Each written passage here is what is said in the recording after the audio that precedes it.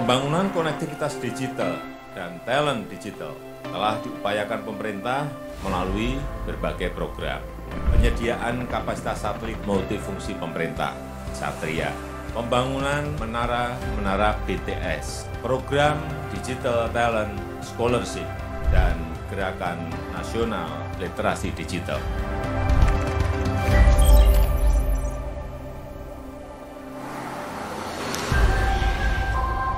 Kita terus meningkatkan literasi digital untuk menyiapkan masyarakat, terutama generasi muda, agar menggunakan internet dengan baik, aman, bertanggung jawab, bebas dari misinformasi dan disinformasi, memerangi hoaks, berita bohong.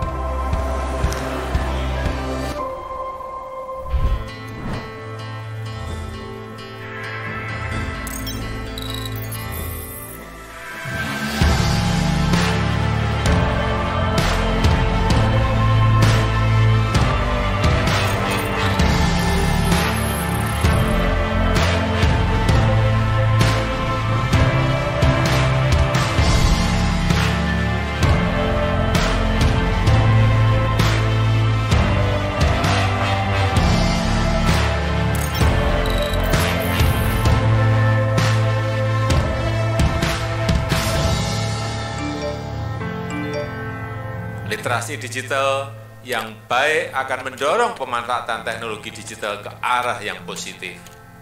Meningkatnya produktivitas, pembelajaran jarak jauh, mendorong kegiatan sosial, filantropi, penggalangan donasi untuk kemanusiaan, meningkatkan gerakan kepedulian, solidaritas, dan gotong royong. Makin cakap digital. Makin cakap digital. Makin cakap digital. Makin cakap digital. Makin cakap digital. Makin cakap digital. Makin cakap digital. Makin cakap digital. Indonesia maju.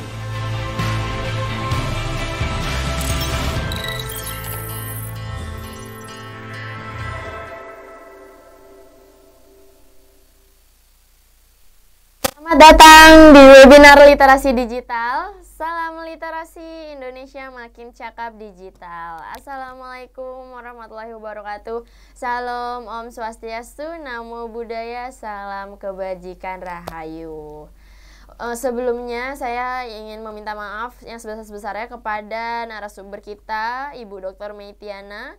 Untuk selanjutnya ada Bapak Nopi dan selanjutnya ada QL kita Kak Fean terkait kendala sebelumnya karena ada masalah teknis dari panitia yang menyebabkan mundurnya waktu dimulainya webinar kita pada siang hari ini.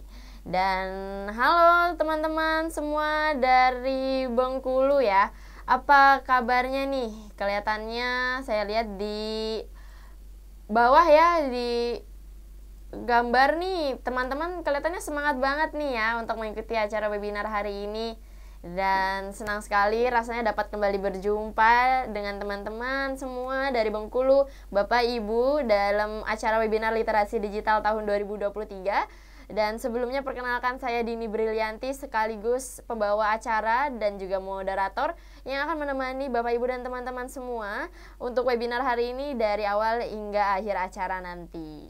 Dan sebelumnya, izinkan saya menyapa terlebih dahulu untuk para pembicara kita pada hari ini. Yang terhormat dan yang kami banggakan ada Bapak Samuel Aberjani Pangarapan selaku Dirjen Aptika Kementerian Kominfo.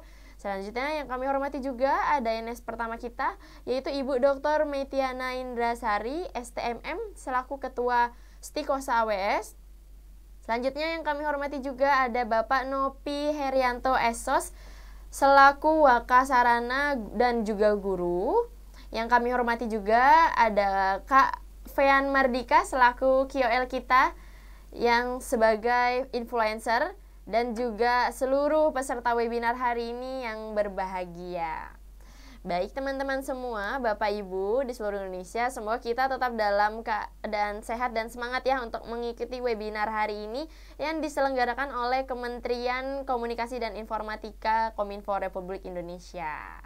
Dan tak terasa nih teman-teman semua, kita sudah kurang lebih hampir 2 tahun ya melewati masa-masa pandemi COVID-19 ini. Dan alhamdulillah juga kita masih bisa bertemu kembali dalam forum ini. Walaupun dalam keadaan daring, tetapi kita harus tetap semangat ya teman-teman ya. Yang tentunya kita nanti akan mendapatkan ilmu dan insight baru pada hari ini. Karena kita akan bahas tema pendidikan karakter Gen Z di era digital. Dan sebelum memulai acara hari ini, rasanya tidak afdol sekali ya kalau kita tidak memulai acara hari ini dengan berdoa. Untuk itu mari kita sama-sama berdoa terlebih dahulu. Berdoa menurut agama dan kepercayaan masing-masing. Berdoa dimulai.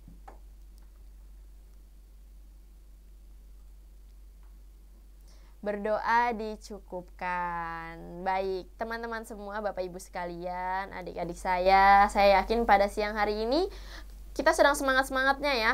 Semangat ingin belajar, ingin menuntut ilmu, ingin mendapatkan teman-teman baru di dalam ruang webinar hari ini. Nah, sekarang saya ingin menambah satu semangat lagi, yaitu semangat nasionalis.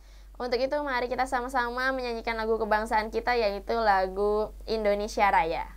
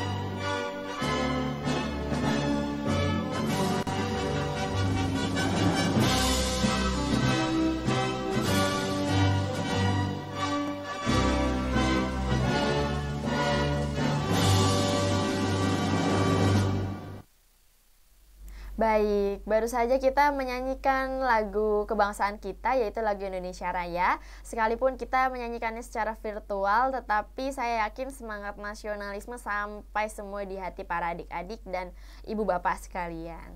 Selanjutnya, mari kita akan menyaksikan mengenai 4 pilar literasi digital yang akan ditayangkan pada tayangan berikut ini. Kita tahu kalau tiap harinya di internet itu banyak masalah. Dari adu mulut yang berujung gelut, kena bully sampai ngurung diri, akun medsos kena hack, dan tipu-tipu customer service palsu. Apakah kalian mau jadi salah satunya? Tentunya enggak kan? Makanya, inilah 4 jurus andal biar makin cakap digital. Buat mulainya, inilah jurus pertama.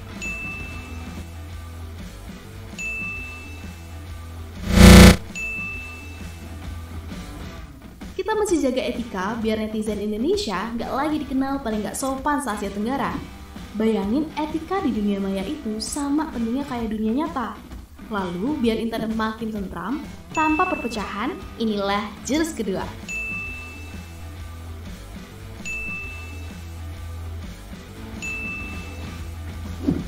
Terapin nilai-nilai Pancasila biar dunia maya nggak jadi medan perang.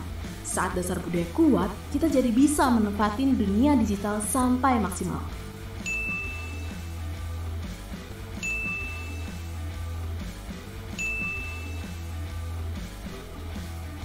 Makanya, di jurus ketiga ini, semakin kita jago bahkan bisa cari ilmu dan cari uang.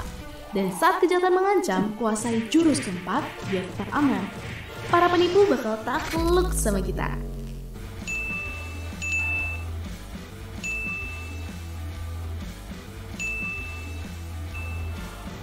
Jadi, siap untuk menguasai jurus-jurus biar cakap digital? Baik teman-teman, itu tadi dia tayangan mengenai 4 pilar, yaitu ada 4 jurus. Yang pertama ada etika digital, yang kedua ada kebudayaan digital, yang ketiga ada keterampilan digital, dan yang terakhir yang keempat ada keamanan digital. Baik, namun sebelumnya saya di sini juga tidak sendiri, dan saat ini saya ditemani dengan Ibu Siti Kusherkatun. Halo Ibu Asih, selamat siang. Nah, ini dia adalah merupakan juru bahasa isyarat kita ya yang akan menemani saya dan juga teman-teman sekalian dari awal hingga akhir acara nanti.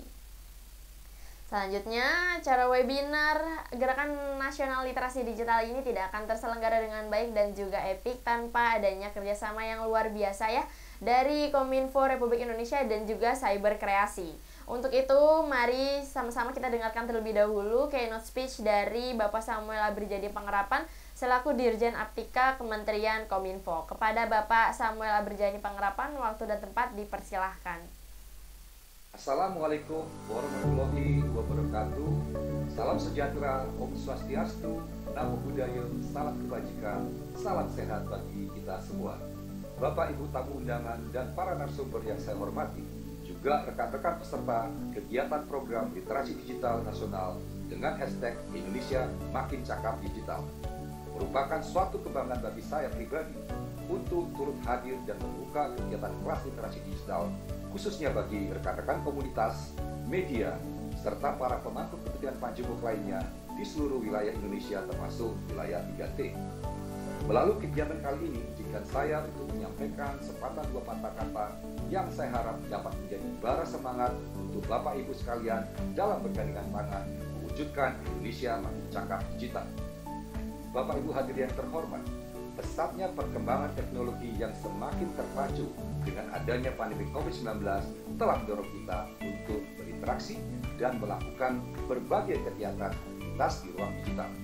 Kehadiran teknologi digital sebagai bagian dari kehidupan bermasyarakat inilah yang kian mempertegas bahwa kita sedang berada di era percepatan transformasi digital.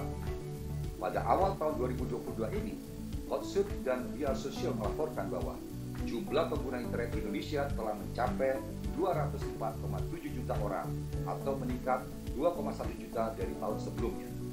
Saya yakin angka ini akan terus meningkat dari tahun ke tahunnya. Namun, masifnya penggunaan internet di Indonesia harus kita akui membawa serta berbagai risiko, seperti penipuan online, hoax, cyberbullying, dan konten-konten negatif lainnya. Oleh karena itu, peningkatan penggunaan teknologi ini perlu diimbangi dengan kapasitas literasi digital yang mumpuni agar masyarakat dapat memanfaatkan teknologi digital dengan produktif, bijak, dan tepat guna. Survei nasional literasi digital yang kami lakukan tahun lalu menemukan bahwa saat ini indeks literasi digital masyarakat Indonesia masih berada pada angka 3,49 dari skala 5, yang artinya masih di kategori sedang, belum mencapai kategori baik. Angka ini perlu terus kita tingkatkan dan menjadi tugas kita bersama untuk membekali masyarakat kita dengan kemampuan literasi digital agar selalu siap dalam mengawal percepatan transformasi digital nasional. Bapak Ibu yang saya hormati, Kementerian Kominfo mengemban mandat dari Presiden Joko Widodo sebagai garda terdepan dalam memimpin upaya percepatan transformasi digital bangsa Indonesia. Dalam mencapai visi dan misi tersebut, Kementerian Kominfo memiliki peran sebagai regulator, fasilitator, dan akselerator di bidang digital di Indonesia. Dalam rangka menjalankan salah satu mandat tersebut terkait pengembangan SDM digital, Kementerian Kominfo bersama Gerakan Nasional Literasi Digital Cyber Kreasi serta mitra dan jejaringnya hadir untuk memberikan pelatihan literasi digital yang menjadi kemampuan digital tingkat dasar bagi seluruh lapisan masyarakat Indonesia. Berbagai pelatihan literasi digital yang kami berikan berbasis 4 pilar utama, yaitu kecakapan digital, budaya digital, etika digital, dan keamanan digital. Hingga tahun 2021 lalu, program literasi digital ini telah berhasil menjangkau lebih dari 12 juta masyarakat di 515 kabupaten kota pada 34 provinsi di seluruh Indonesia. Bapak, Ibu, dan hadirin yang saya hormati, peningkatan literasi digital masyarakat adalah pekerjaan besar. Oleh karena itu, kami tidak dapat bekerja sendiri. Diperlukan kolaborasi yang baik agar tidak ada masyarakat yang tertinggal dalam proses percepatan transformasi digital ini. Prinsipnya adalah nobody left behind.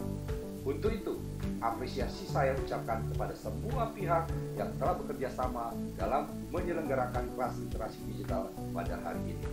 Saya berharap kegiatan ini dapat mendorong terciptanya talenta-talenta digital baru di Indonesia yang lebih berkualitas dan siap dalam membantu mewujudkan Indonesia Digital Nation. Demikian sambutan yang dapat saya sampaikan. Selamat mengikuti kegiatan, tetap semangat, dan semoga Tuhan Yang Maha Esa menyertai langkah kita bersama dalam memajukan Indonesia. Indonesia terkoneksi, semakin digital, semakin maju. Salam literasi digital. Wassalamualaikum warahmatullahi wabarakatuh. Om Santi Satu.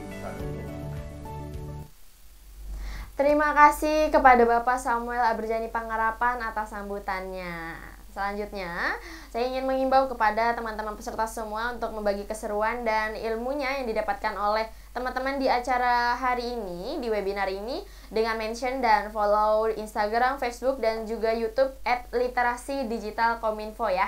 Dan jika peserta ingin bertanya terkait penyelenggara kegiatan dan masalah selama kegiatan berlangsung, dapat menghubungi call center kami di 0813 8907 2264.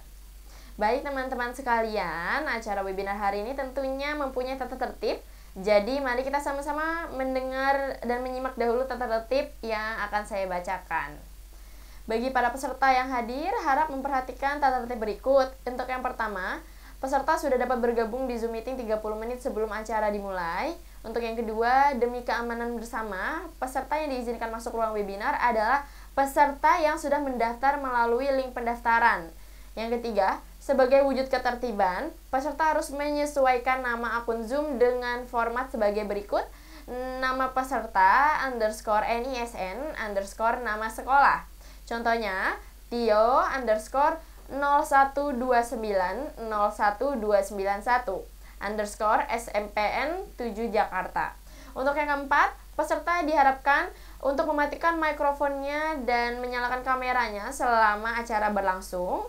Untuk yang kelima, bagi yang ingin bertanya menggunakan fitur kolom chat ya, sesuai dengan format yang telah ditentukan, yaitu nama peserta, narasumber yang dituju, jenis dompet digital, nomor dompet digital, nomor WhatsApp, dan pertanyaan. Kemudian untuk 10 orang penanya akan mendapatkan dompet digital, diantaranya 3 diantaranya dapat bertanya langsung kepada narasumber dan 7 orang lainnya akan diumumkan di akhir sesi acara. Saya juga ingin menghimbau kepada seluruh peserta untuk tidak menggunakan fitur chat sebagai absensi, dikarenakan link absensi akan dikirimkan oleh kru kami pada saat pemaparan materi. Dan kepada seluruh peserta yang sudah bertanya, dimohon untuk tetap berada di ruang Zoom meeting ini, karena jika ada peserta yang bertanya meninggalkan ruang Zoom meeting, pertanyaannya kami anggap hangus. Untuk yang keenam, peserta dimohon untuk mengisi link absensi yang akan kami kirimkan di kolom chat, dan pastikan kerjakan post test dan jangan lupa untuk mendownload e-sertifikat, dan mohon jangan menghilangkan kode token saat registrasi awal. Terima kasih. Untuk yang ketujuh, jika peserta ingin bertanya terkait penyelenggara dan problem selama kegiatan, dapat menghubungi call center kami di 0813 8907 2264. Untuk yang ke-8, peserta diharapkan mengikuti seluruh rangkaian acara dengan khidmat dan tertib. Dan yang terakhir, seluruh rangkaian acara akan direkam dan disimpan oleh panitia sebagai bentuk pertanggungjawaban. Dan jangan lupa untuk mengabadikan momen keseruan mengikuti webinar literasi digital dengan cara memfollow dan tag sosial media kami @literasi-digital-kominfo di Instagram dan Facebook, Serta jangan lupa untuk berlangganan channel YouTube kami di @literasi-digital-sumatera. Baik, itu tadi dia tata tertib yang sudah saya sebutkan. Dan selain itu saya juga ingin menghimbau kembali kepada teman-teman karena akan ada hadiah e-wallet kepada 10 penanya terpilih. Dan tetapi pastikan untuk menyantumkan nomor telepon dan jenis e-wallet seperti GoPay atau OVO. Dan mohon untuk pastikan mengerjakan post-test dan mendownload e-sertifikat pesertanya ya. Oke, baik. Tadi Kainospace-nya sudah dan tata tertibnya juga sudah. Sekarang waktunya yang paling ditunggu-tunggu, yaitu adalah pemaparan materi dari narasumber hebat kita. Untuk itu, langsung saja saya menyapa narasumber pertama kita yang sudah ada ini.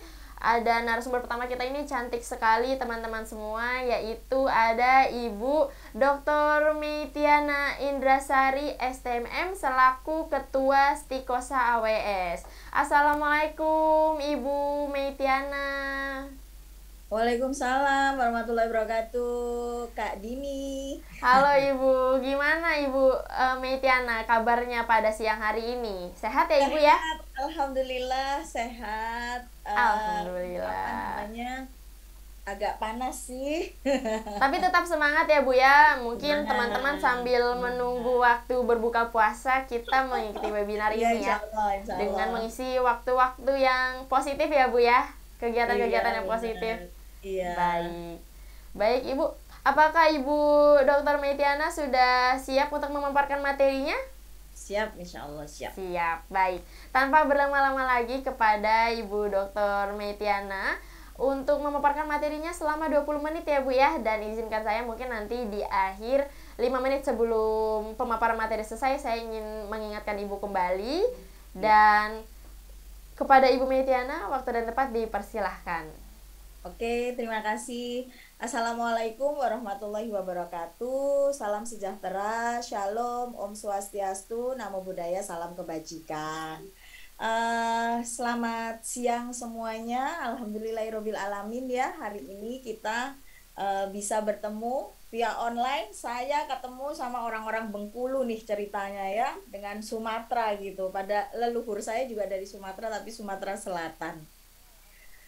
Pertama-tama yang saya hormati Bapak Samuel A. Pangarepan, Dirjen Aptika Kemenkominfo Republik Indonesia, kemudian Bapak narasumber Bapak Novi Herianto Esos, Wakil Ketua Sarana dan Guru, juga influencer kita pada siang hari ini yang tentu pasti akan menyegarkan semuanya gitu ya, Kakak Vin Mahardika, serta kakak JBI kita.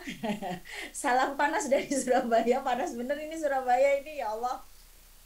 Baik, dan saya ingin mengucapkan terima kasih kepada Kementerian Kominfo dan juga Siberkreasi yang sudah mengemas acara ini dan juga mempercayakan untuk kesekian kalinya sharing terkait dengan literasi digital. Di salah satu pilarnya di sini saya akan bicara tentang budaya digital. Waduh, budaya digital dan pendidikan karakter Gen Z ini kayaknya adalah keresahan para ibu-ibu yang ada di luar sana, termasuk saya gitu ya, termasuk saya. Pendidikan karakter Gen Z Bengkulu akibat dari tontonan-tontonan yang sekarang ini gitu ya.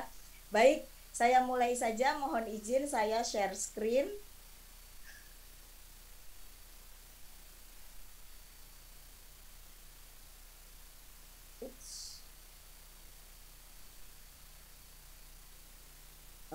Oke.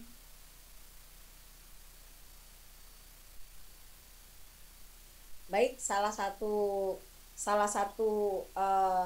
pilar digital yaitu budaya media digital gitu ya. Saya dengan Meitiana Indrasari, panggilannya 3 huruf saja, Bu Mei gitu aja ya, karena kalau panggilannya Meitiana tuh biasanya banyak yang belibet gitu.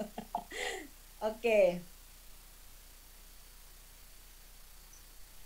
Tak kenal maka tak sayang gitu ya. Saya tadi sudah disampaikan oleh moderator, saya adalah sekretaris dari YPCU, Yayasan Pendidikan Cendekia Utama. Ini adalah yayasan pendidikan yang menaungi beberapa lembaga pendidikan. Ada SMP Dr. Sutomo, ada SMA Dr. Sutomo, ada SMK Unitomo, dan juga ada Universitas Dr. Sutomo. Saya juga dosen pengajar di Fakultas Ekonomi dan Bisnis Unitomo gitu. Di samping itu karena sebagai dosen bisnis gitu ya, biasanya itu dekat dengan yang namanya organisasi pelaku bisnis gitu. Di sini saya sebagai Chief Executive Regional untuk Asia Council for Small Business East Java. Ini adalah salah satu organisasi UMKM internasional yang anggotanya ada di 14 negara. Dan instruktur DTS Kementerian Kominfo Republik Indonesia untuk Digital Talent Scholarship. Lumayan juga sering muter-muter sama teman-teman Kominfo gitu ya, Kementerian Kominfo. Kemudian juga aktif di RTIK sebagai pembina RTIK Surabaya. Tak kenal maka tak sayang ya katanya ya. Jadi silahkan boleh follow Meitiana_Yunus. Nanti kita sama-sama men-tracking portofolio kita masing-masing gitu ya, untuk diskusi lebih mendalam. Baik, tantangan budaya digital. Kalau tadi di awal saya sampaikan bahwa ini merupakan keresahan dari hampir seluruh masyarakat, elemen masyarakat ya. Jadi bukan hanya orang tua saja, tetapi bahkan pemerintah pun gitu ya, sampai membuat gerakan Indonesia Cakap Digital yang sebegitu masifnya dengan salah satu tema pendidikan karakter Gen Z itu merupakan untuk menjawab tantangan-tantangan dari budaya digital yang sekarang ini gitu, bahwa tontonan-tontonan yang kita lihat sepanjang hari ini gitu ya di media digital itu cenderung mengaburkan wawasan kebangsaan gitu ya. Banyak sekali tontonan-tontonan yang justru muncul, engagementnya tinggi, interaksinya tinggi, komennya tinggi, itu justru justru postingan-postingan yang provokatif, yang berantem, makin memaki makin rame gitu kan, ngeri ya gitu. Kalau misalkan hal-hal yang seperti itu yang dilihat sama anak cucu kita, maka akan seperti apa nanti masa depan? Nah, di sini generasi Z harus benar-benar bisa memahami gitu ya, memahami, dan nanti kita akan bawa ke keindonesiaannya, ke nasionalismenya. Kenapa kita harus memiliki karakter Indonesia gitu ya, karakter yang berbudaya Indonesia gitu ya. Nah, tadi saya sampaikan bahwa semakin memaki semakin rame, sehingga apa? Sehingga kesopanan dan kesantunan juga semakin menipis gitu. Dan artinya itu sama sekali tidak sesuai dengan budaya Indonesia gitu ya. Apalagi sekarang ini kecenderungan untuk untuk konten-konten yang berbau luar negeri, tas-tas, produk-produk itu kita menunjukkan branded yang dari luar negeri, yang unlimited, kemudian yang dengan flexing yang mahal-mahal gitu.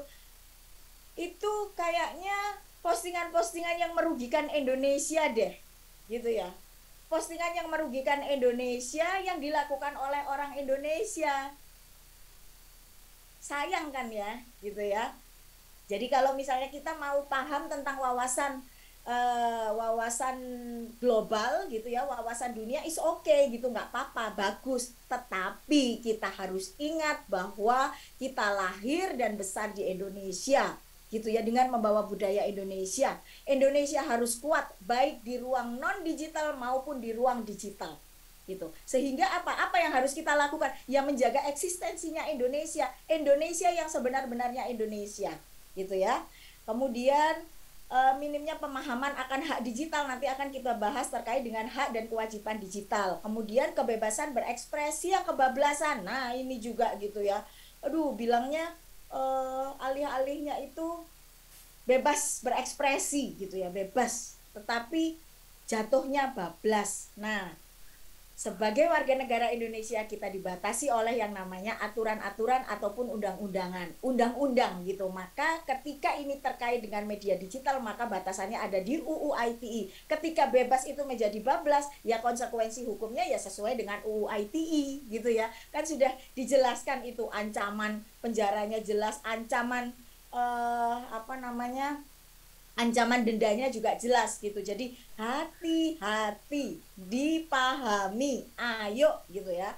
Berkurangnya toleransi dan penghargaan pada perbedaan. Nah, ini kan aneh gitu ya, bahwa Indonesia sendiri saja sudah ikon dari kemajemukan, ikon dari berbeda-beda tetapi tetap satu juga. Bagaimana tidak ada toleransi? Bagaimana mungkin ada intoleransi radikalisme gitu ya? Kemudian menghilangnya batas-batas privasi. Alih-alih handphone kita bawa 24 jam gitu ya.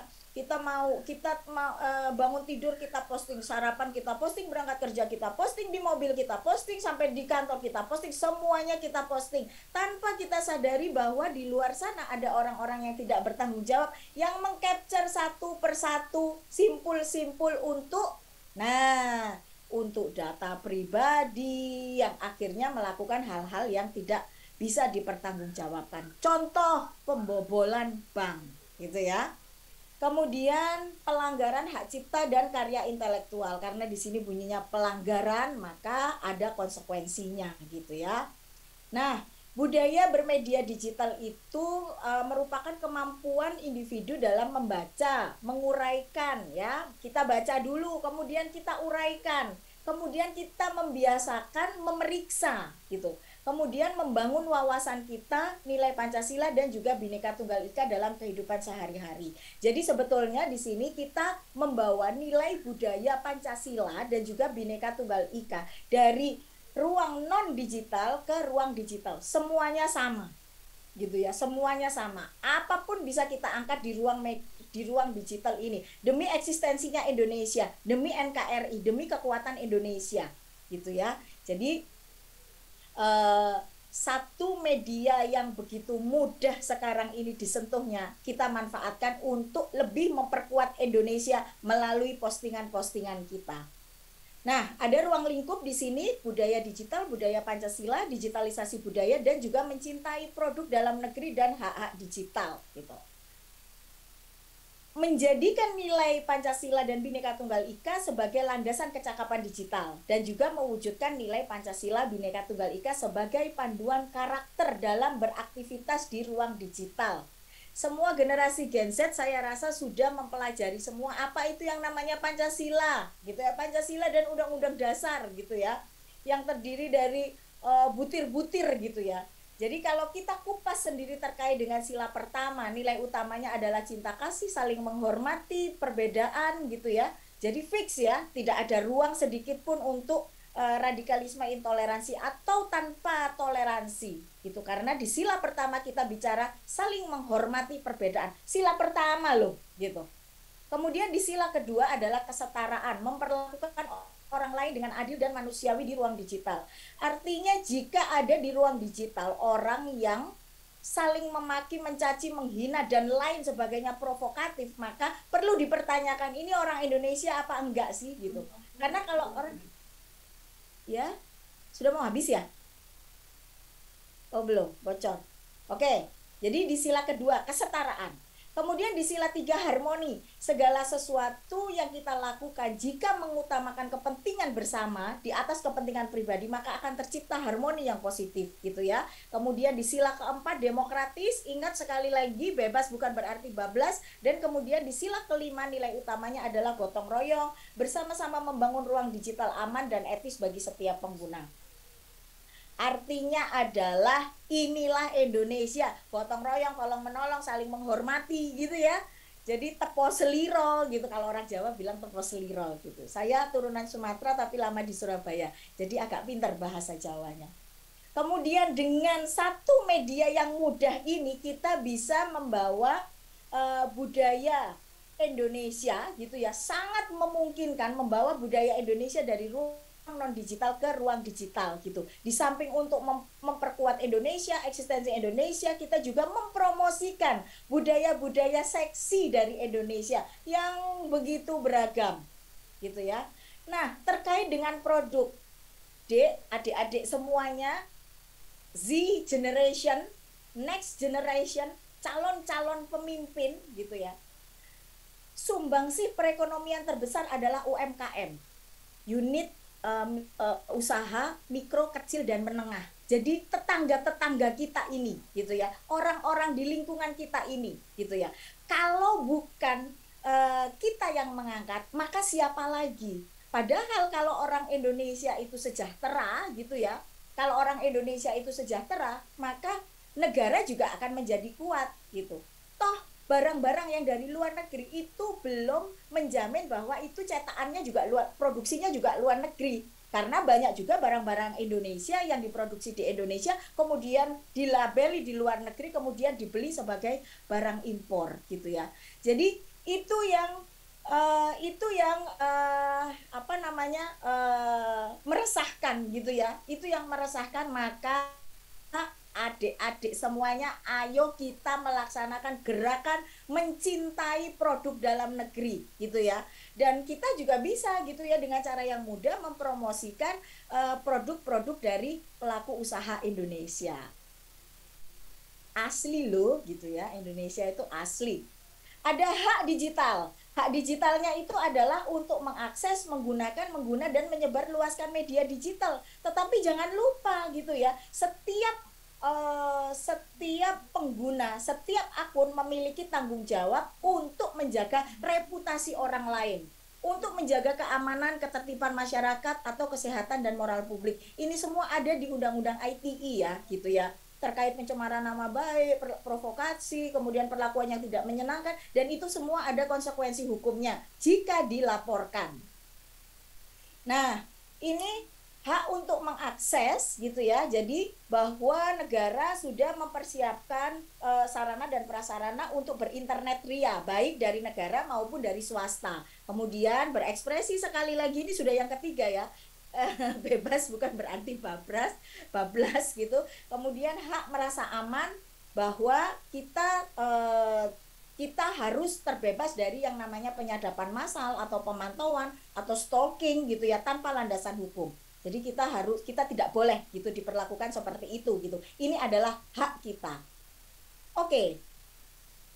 Nah, ini ada contoh-contoh ya, contoh-contoh konten gitu untuk teman-teman adik-adik generasi Z gitu ya. Jadi kemarin itu ada literasi digital bagi kelompok rentan gitu. Ada dari anak-anak, ada perempuan, ada lansia, ada disabilitas, ada masyarakat 3T gitu ya. Jadi ini adalah kegiatan-kegiatan positif yang bisa diposting di media digital untuk menutupi postingan-postingan negatif gitu. Kalau Pak Presiden Jokowi kan bilang, ayo isi media digital kita dengan hal-hal yang positif, hal yang produktif, nah gitu ya. Oke, kita lanjutkan lagi.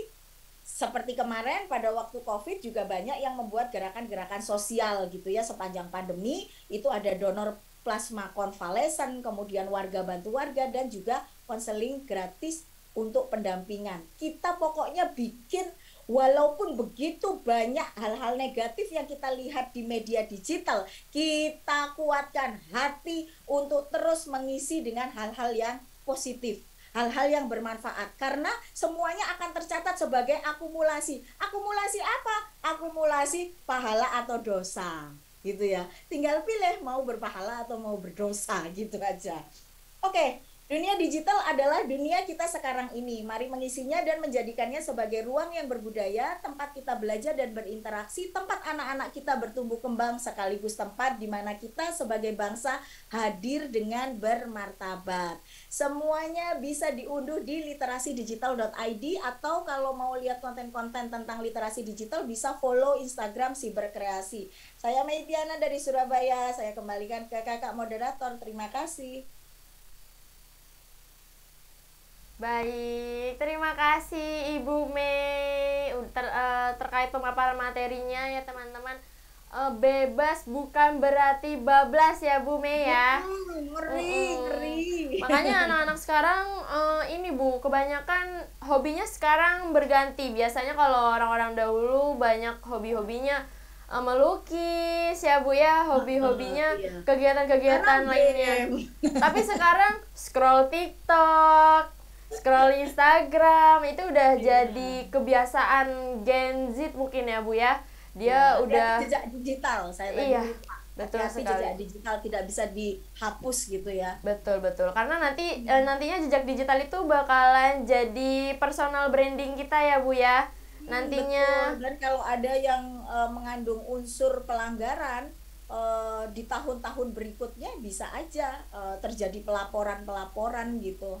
Baik, dan itu akan berdampak negatif ya Bu ya bagi diri kita yang telah mungkin memposting hal-hal negatif, melakukan hal-hal kejahatan-kejahatan di dunia maya, di ruang digital ya Bu ya. Makanya untuk adik-adik semua harus berhati-hati dalam penggunaan ruang digital ya adik-adik ya. Seperti pisau bermata dua ya Bu ya. Apabila kita gunakan secara positif, dampaknya akan positif. Apabila kita gunakan secara negatif, dosa atau pahala gitu ya. betul Bu. Kalau positif kita akan mendapatkan pahala, kalau kita gunain negatif akan mendapatkan dosa ya Bu ya. Iya. Baik Ibu Mei, terima kasih banyak ya Ibu atas pemaparan materinya. Nanti kita akan kembali berbincang-bincang ya Bu Mei ya di sesi pertanyaan nanti ya Bu Mei. Ya. Terima kasih Bu Mei.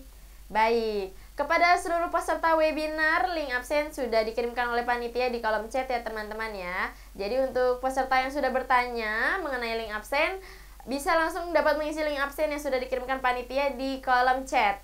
Dan selanjutnya kita akan masuk ke pemateri yang kedua ya, yang akan berbicara seputar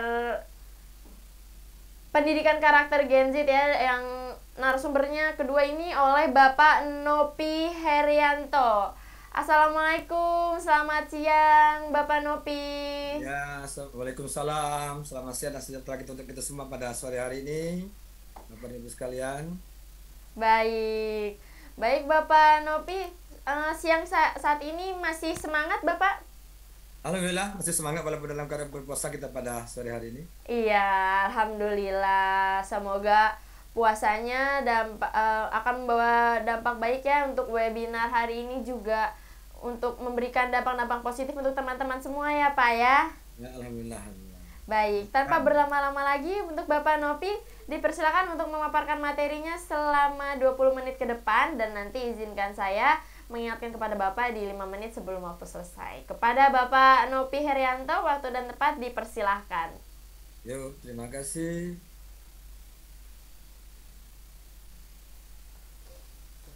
Sudah timbul itu Bapak Ibu di ini kita? Baik, sudah Bapak, sudah terlihat.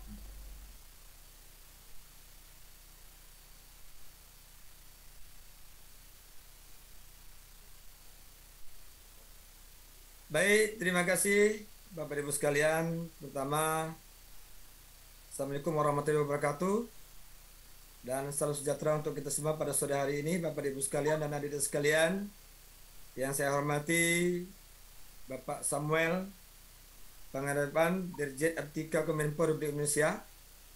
Yang saya hormati Dr. Mutiana Indrasari, STMM, Ketua Stikosa AWS, dan Ibu moderator yang cukup aktif pada sore hari ini, Ibu Dini Abrilanti, dan juga Ibu Asi, juru bahasa, kami ucapkan juga selamat sore Bu.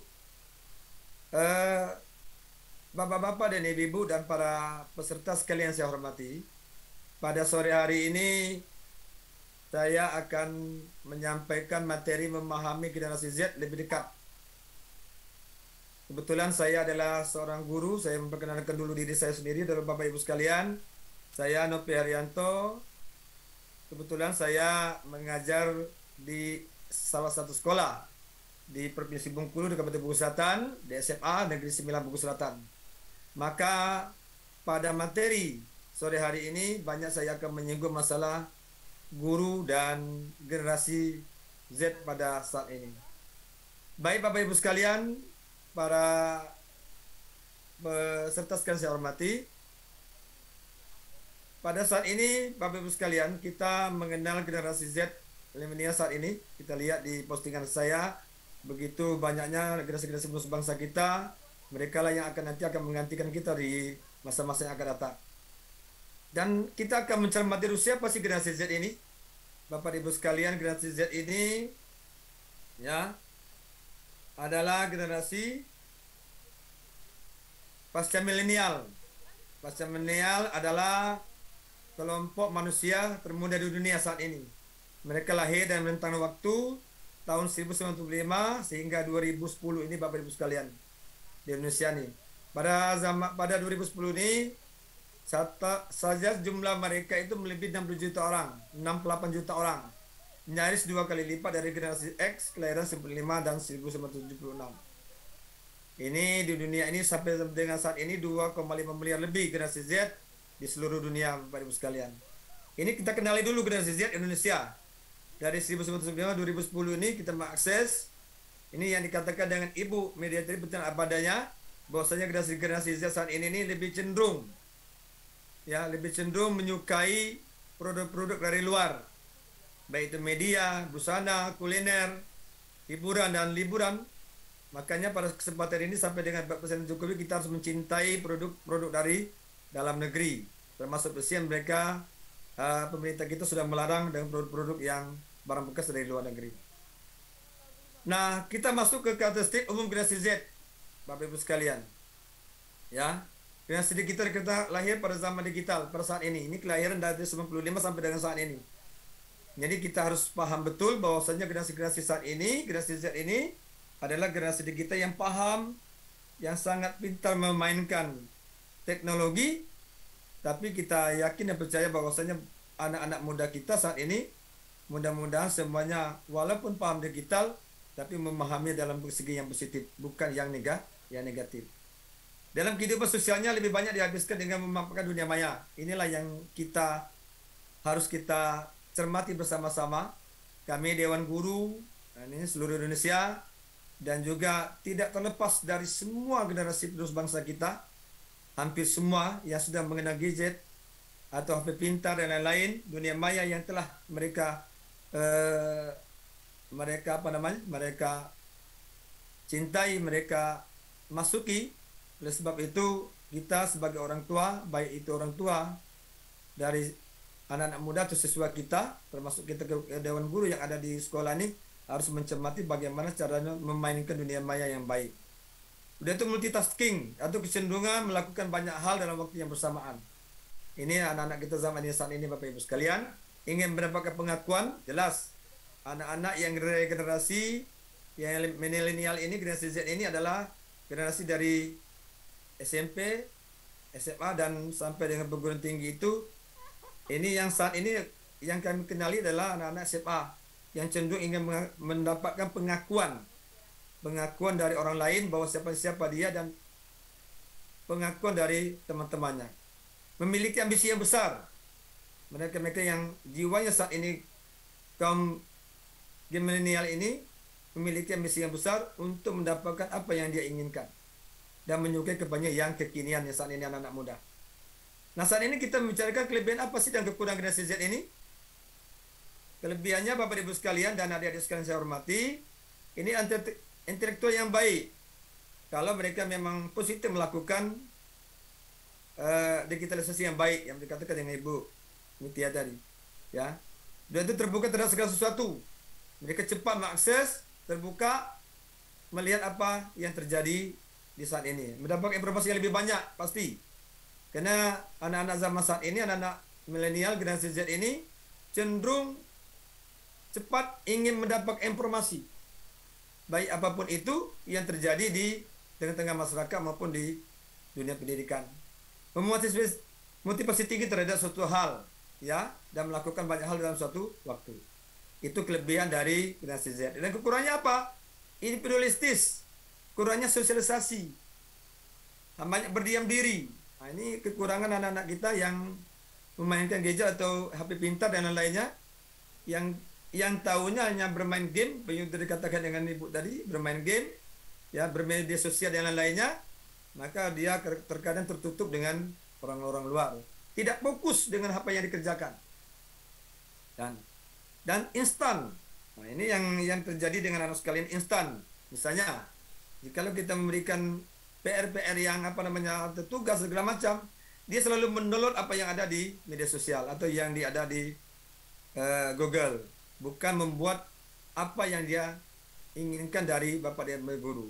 Instan yang dapatkan itu, bukan dibuat dari diri dia sendiri. Kurang menghargai proses. Nah, ini Bapak Ibu sekalian, karena dia instan yang inginnya cepat. Jadi tidak menghargai apa yang terjadi dalam kehidupannya.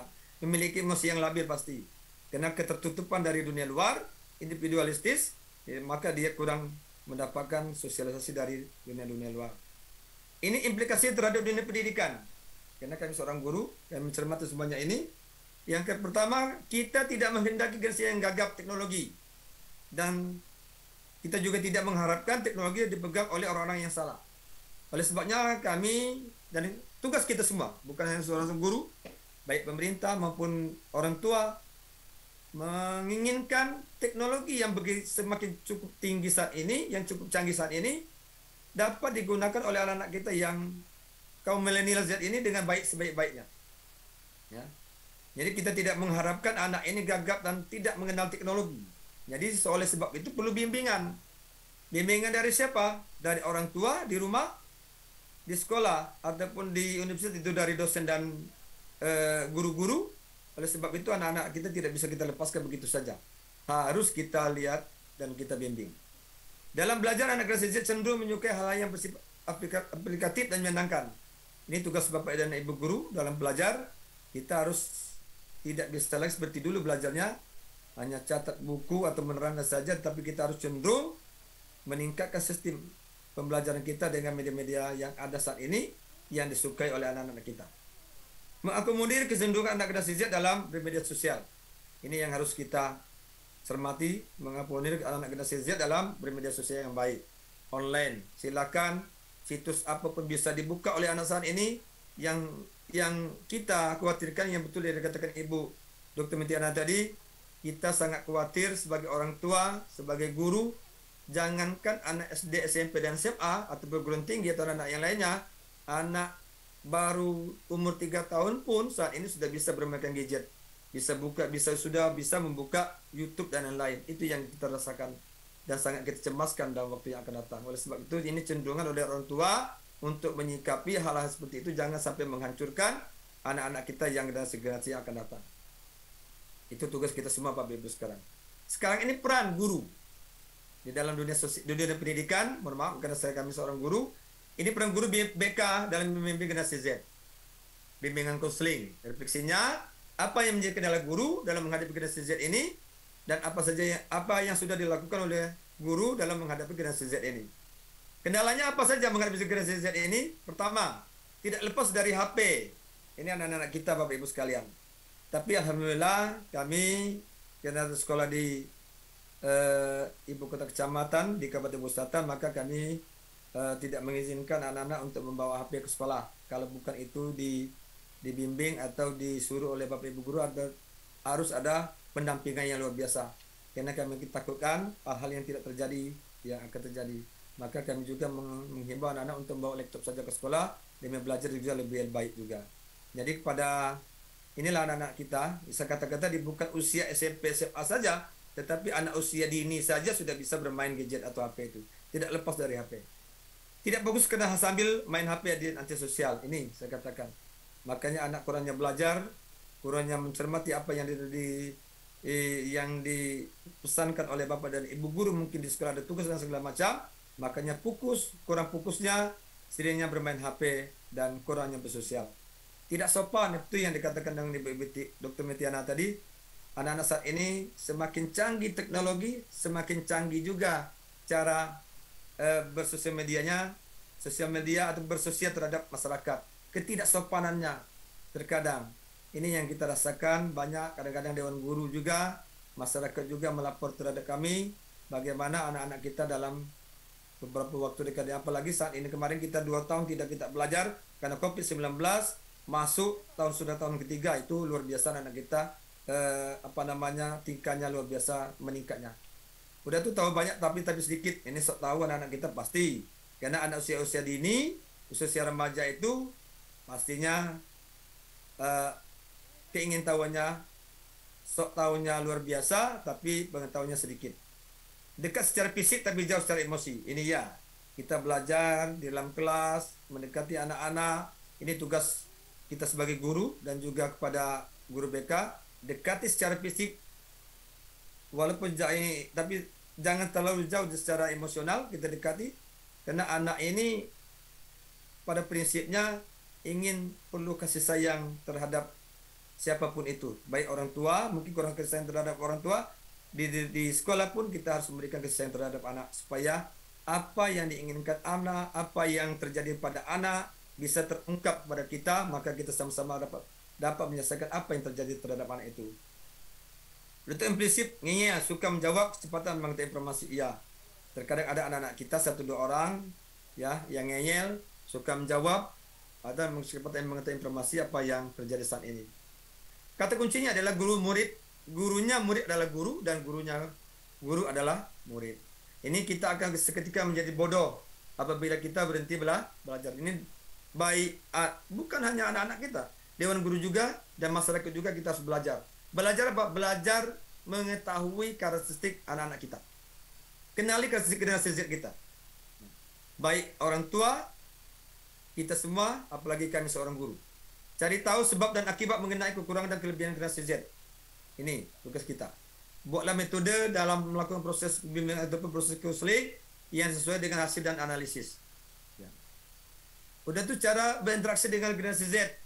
Ini terbuka, Bapak Ibu sekalian. Buatlah pertanyaan terbuka dalam interaksi. Cari tahu tentang hobi, kesukaan dan cita-cita yang tersebut. Bagaimana kita akan membuat pertanyaan kepada anak itu sebagai tempatnya supaya dia terbuka dengan apa yang kita kehendaki, supaya apa yang di problem terhadap dirinya atau kesukaannya atau tentang dirinya dan cita-citanya bisa terwujud. Memberikan penghargaan, buatlah target yang akan dicapai disesuaikan dengan hobi kondisi anak. Apabila target tercapai, berilah penghargaan, bisa berupa pujian, hadiah dan sebagainya. Ini cara kita memberikan reward terhadap anak didik kita. Dan anak-anak kita di luar rumah juga demikian, di rumah juga demikian. Bagi anak-anak kita yang mungkin apa yang kita inginkan mendapatkan suatu prestasi, maka kita berikan pujian, kita berikan hadiah supaya itu sudah penghargaan terhadap anak-anak didik kita. Bersikap mengayomi dan memposisikan diri sebagai teman. Ini yang perlu. Guru bukan hanya sebagai guru saja, tetapi mengayomi, membimbing anak-anak didik kita, termasuk juga masyarakat dan orang tua. Bukan kita sebagai orang tua saja, tapi tempatkan kita juga sebagai teman dari anak-anak kita, supaya apa yang menjadi problem terhadap anak tersebut terbuka untuk diri kita dan orang tua. Membuat model pembelajaran yang menarik. Ini setiap kegiatan buatlah sebaik mungkin dengan mempertimbangkan karakteristik anak. Ya betul, karena ini dunia milenial, dunia digitalisasi. Dewan guru, baik itu siapapun itu, gurunya harus memposisikan dirinya memahami digitalisasi supaya anak itu belajarnya menarik, asik, dan bisa menangkap apa yang kita sampaikan. Menjadi role model, tapi perilaku yang relevan dengan apa yang diharapkan oleh anak. Ini contoh, karena guru adalah untuk ditiru dan dibugu. Tugas guru BK apa? Pertama, membimbing proses pemberian layanan bantuan kepada siswa untuk menghantarkan siswa menemukan dan mengasah potensi. Setiap anak pasti ada potensi. Mari kita gali potensi itu, kita berikan yang seluas-luasnya kepada anak untuk mengangkat potensi yang ada pada dirinya, meningkatkan keterampilan apa yang terhadap pada anak. Silakan jangan dibunuh karakter anak, jangan dikerdilkan anak-anak seperti itu, tapi angkat, menambah wawasannya silakan, dan memberikan informasi karir. Dan sebanyak apalagi kelas 3 saat ini apa yang diinginkan dan kemana dia sekolah, itu adalah tugas guru BK untuk membimbing anak-anak kita ke depannya. Contoh dan memberikan pengumuman di puskesmas, sosial media sekolah, dia media atas tidak sebagainya. Tugas guru yang kedua, guru BK apa konseling. Proses pemberian layanan bantuan kepada siswa secara intensif untuk membantu siswa mengenali dirinya, menemukan akar permasalahannya, menentukan target hidup dan sebagainya. Ini tugas bimbing konseling. Memberikan pelayanan bantuan kepada siswa, apa yang dikehendaki, apa yang terjadi pada siswa tersebut. Karena yang terdepan yang mengetahui keadaan siswa itu pertama adalah wali kelas, guru BK, dan siswa. Bukan guru lain tidak peduli, tetapi itu yang paling dominan. Nah, membantu saya mengenali dirinya, siapa sih dia? Menemukan akar permasalahan apa yang terjadi pada anak tersebut. Gali permasalahannya, kenali dia, temani dia, dan berbicara dengan baik terhadap anak tersebut. Mudah-mudahan anak tersebut akan terbuka dan menentukan target hidupnya dan sebagainya. Contoh jika proses konseling guru cenderung memberikan nasihat, maka saat ini cobalah untuk memberikan pertanyaan yang terbuka dan inspiratif. Ini keterampilan pertanyaan seperti ini, apabila pertanyaan tertutup, menambahkan informasi mengenai data diri siswa, siapa namamu, berapa usiamu, sudah berapa kali bolos minggu ini, dan lain-lain. Ini contoh pertanyaan-pertanyaan terbuka dan tertutup untuk mempelajari perasaan pengetahuan dan keyakinan siswa, bagaimana perasaan kamu sekarang, apa yang biasanya dilakukan oleh saat kedua, tentang sedang bertengkar dan lain-lain. Sampai dengan ternyata mengarahkan tidak tepat digunakan, tentunya kami ingin melanjutkan ke perguruan tinggi setelah lulus SMA ini. Ini adalah tugas kita sebagai orang tua, sebagai guru. Mudah-mudahan Bapak Ibu sekalian, mohon maaf, inilah yang dapat saya sampaikan pada kesempatan ini. Semoga bermanfaat untuk kita semua, dan terima kasih. Satu pesan saya kepada Bapak Ibu sekalian, mari kita kenali anak didik kita, guru, orang tua, guru, karena guru ini dari jam 7 sampai jam 2, ada lebih kurang 7 jam dan 8 jam mendidik dan menemani anak kita di sekolah, kurangnya waktunya itu. Oleh sebab itu, baik kebanyakan waktu itu kepada bapak dan ibu di rumah. Oleh sebab itu kami minta kerjasama yang baik pada orang tua untuk mengawasi anak-anak didik kita, anak-anak kita di rumah maupun di luar rumah maupun di sekolah. Itu adalah tugas bapak dan ibu guru.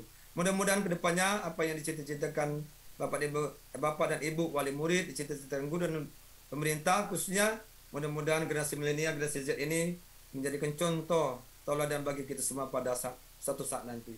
Terima kasih. Assalamualaikum warahmatullahi wabarakatuh. Waalaikumsalam warahmatullahi wabarakatuh. Terima kasih Bapak Nopi atas pemaparan materinya. Izin mengutip ya Bapak ya. Izin mengutip.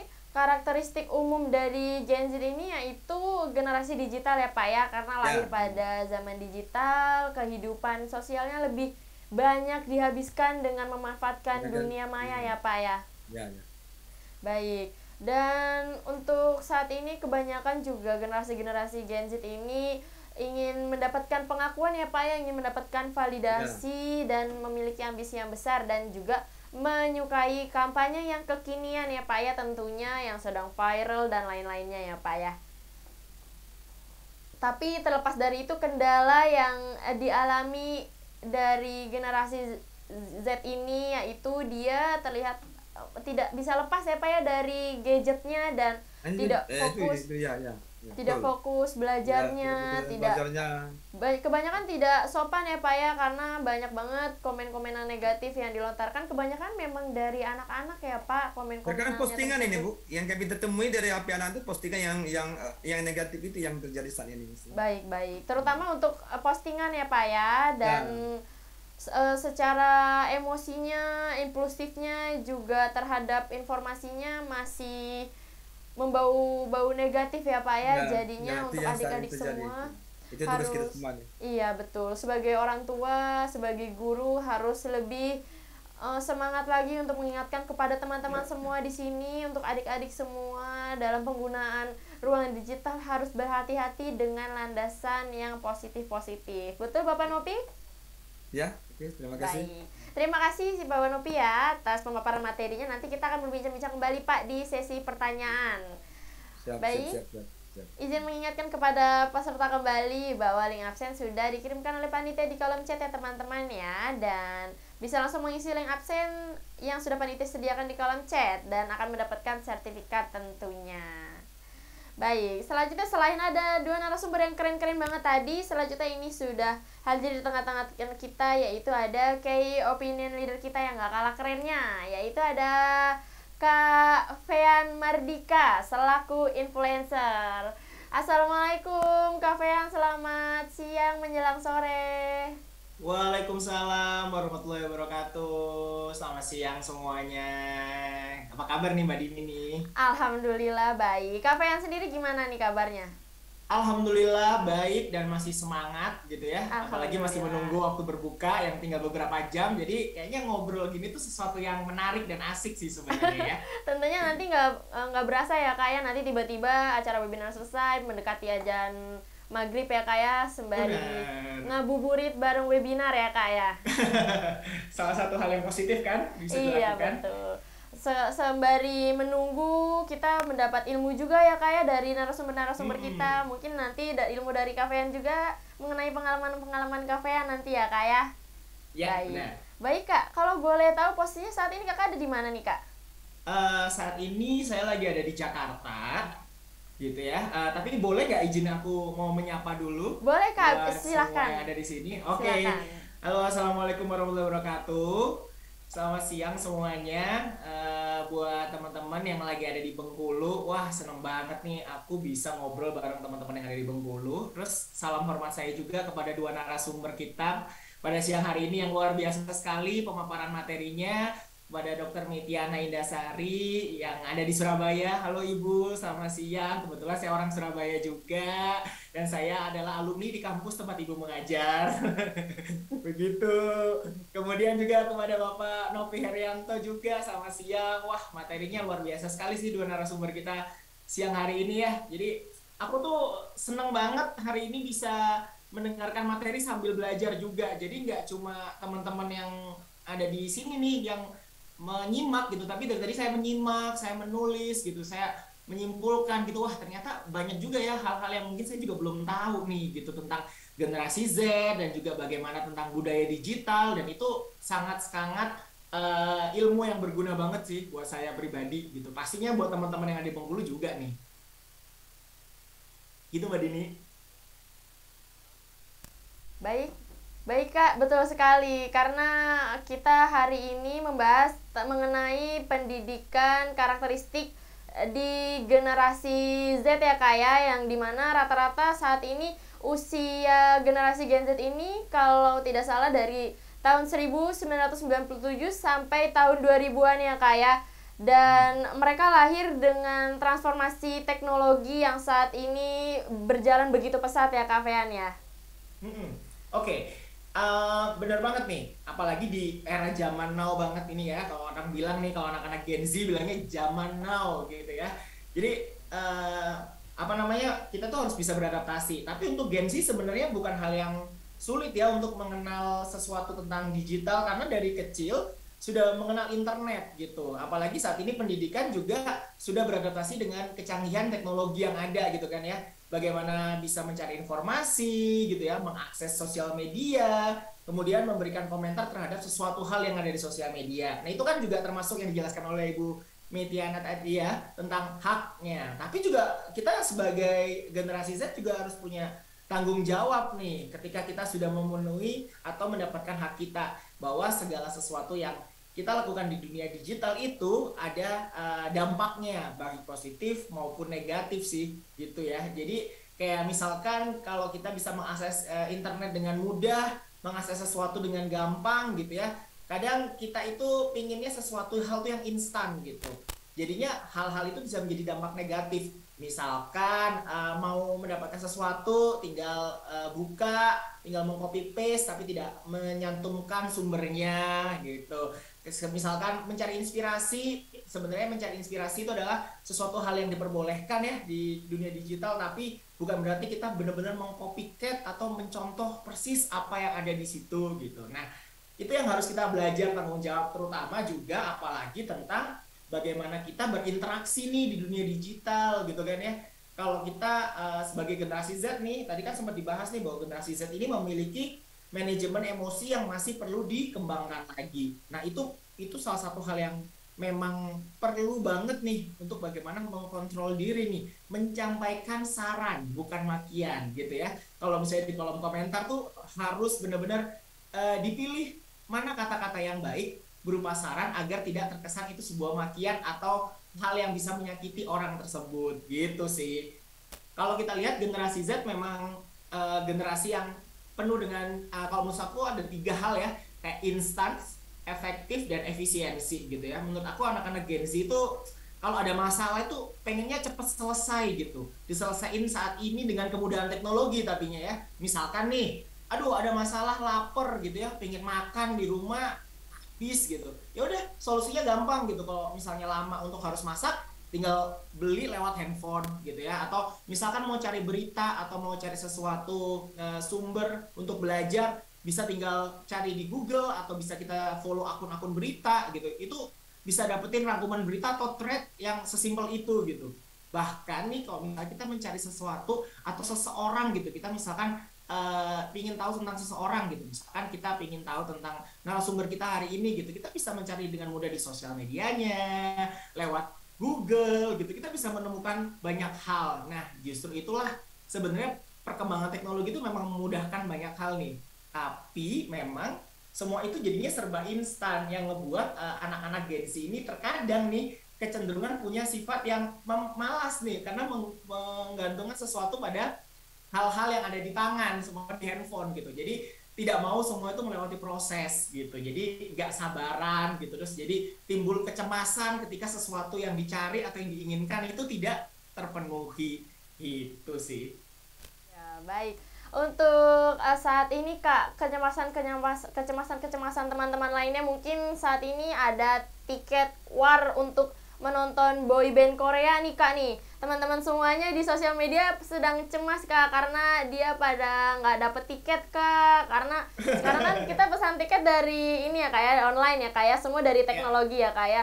Mereka galau, akhirnya mereka posting-posting akhirnya ada hal negatif juga Kak, beberapa akun-akun, contohnya akun di Instagram ini melakukan kejahatan, yaitu kejahatan penipuan Kak. Dia untuk penjualan tiket, dia bilang tiketnya harganya sekian, tetapi dia jual lebih mahal, ataupun bahkan dia sudah menerima uangnya yang sudah ditransfer oleh pembelinya, tetapi dia tidak memberikan tiketnya. Jadi semua teman-teman harus hati-hati juga ya Kak ya.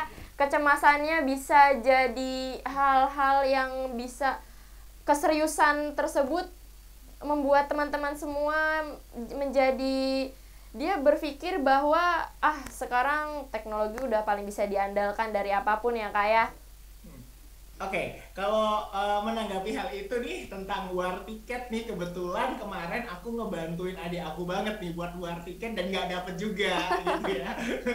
Jadi memang sebenarnya itu kan suatu kemudahan ya. Ketika kita bisa mengakses membeli tiket yang dulu kita harus datang ke loket gitu ya, yang kita harus antri panjang di loket. Nah sekarang ini kita bisa melakukan semuanya dengan perkembangan teknologi itu hanya dengan di rumah. Gitu loh. Tapi memang namanya pengguna internet di Indonesia, terutama apalagi kalau kita berbicara tentang fans K-pop ya, apalagi untuk salah satu boyband yang memang secara fanbase itu sangat besar sekali gitu. Jadi otomatis untuk mendapatkan kapasitas kursi yang tidak banyak dengan fans yang segitu banyak, otomatis diperlukan yang namanya siapa cepat dia dapat gitu ya, dan juga kecepatan internet juga sih, sama faktor luck sebenarnya, keberuntungan gitu. Dan kita sudah berusaha gitu, kita sudah sudah nungguin gitu, berusaha, tapi memang nggak dapet. Cuman yang harus disadari bahwa memang kita harus paham bahwa tidak semua hal yang kita inginkan itu memang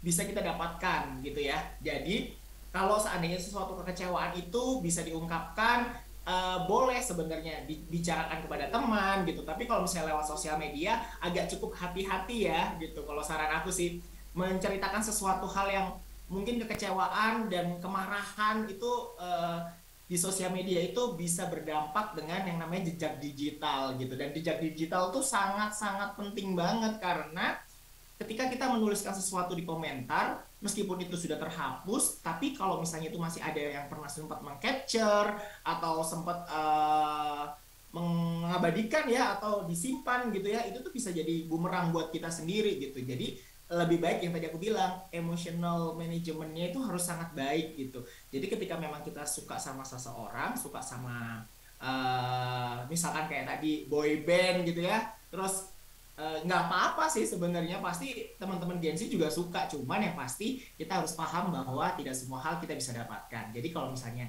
tidak bisa didapatkan untuk nonton langsung, paling nggak kita nanti masih bisa mengaksesnya lewat YouTube, lewat sosial media gitu kan, atau lewat postingan-postingan. Pasti kan Gen Z sekarang ini dekat banget ya dengan bermain sosmed, apapun itu, mau Instagram, mau TikTok, mau apapun.